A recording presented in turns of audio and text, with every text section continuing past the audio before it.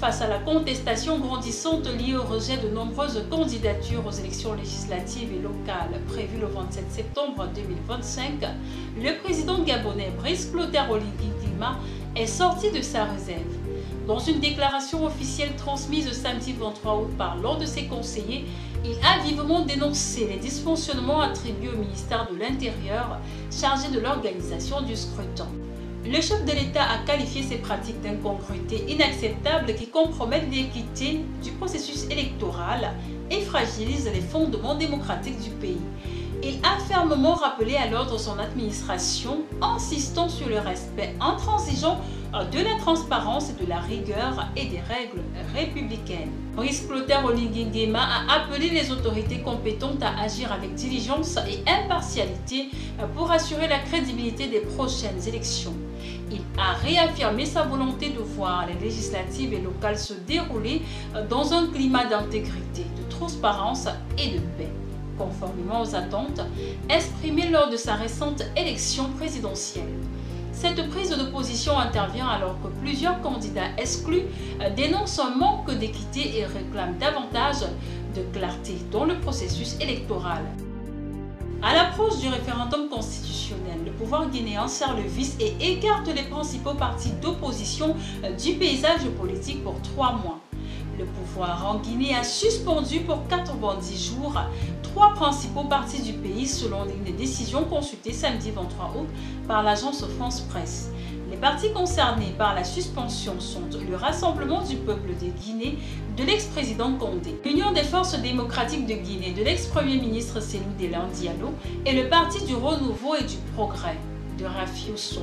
Cette décision du ministère de l'administration territoriale est rendue publique alors que les principaux partis et organisations de la société civile du pays ont appelé mi-août à des manifestations à partir du 5 septembre pour dénoncer selon eux une volonté de confisquer le pouvoir de la part du président le général Mamadi Doumbouya. L'opposition guinéenne dénonce la tenue le 21 septembre d'un référendum sur une nouvelle constitution convoquée par le général Doumbouya, arrivé au pouvoir en septembre 2021 après avoir renversé le président civil Alpha Condé, alors au pouvoir depuis plus de 10 ans. L'ouverture de la campagne pour ce référendum initialement prévu dimanche a été reportée au 31 août selon un décret lu vendredi soir à la télévision publique. Le pouvoir a interdit toute manifestation depuis 2022 et a fait arrêter, engager des poursuites contre ou pousser à l'exil un certain nombre de dirigeants de l'opposition. Ces partis n'ont pas satisfait aux obligations qui leur étaient prescrites.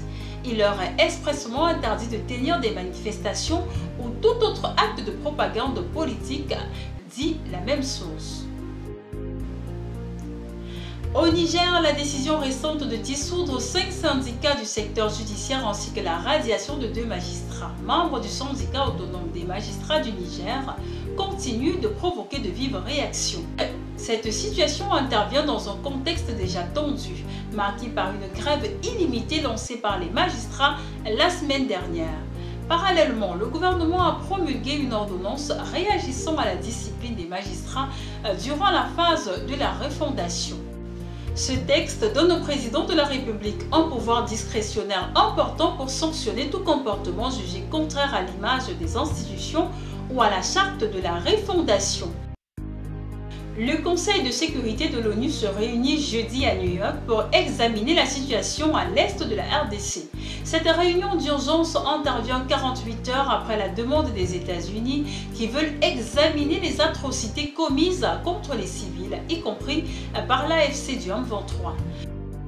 Pour l'ancien ministre des Affaires étrangères congolais Léonard Chioki Tundu, cette rencontre s'appuie sur la résolution 2773 du Conseil de sécurité qui rappelle aux parties concernées leurs obligations avant de passer à la phase de sanctions ciblées et sévères.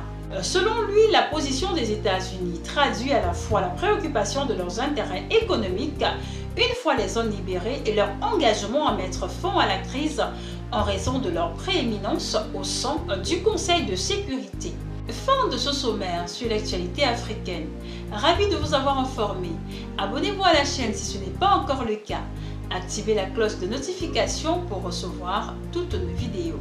N'oubliez surtout pas de visiter notre site d'information à www.fileradar.com.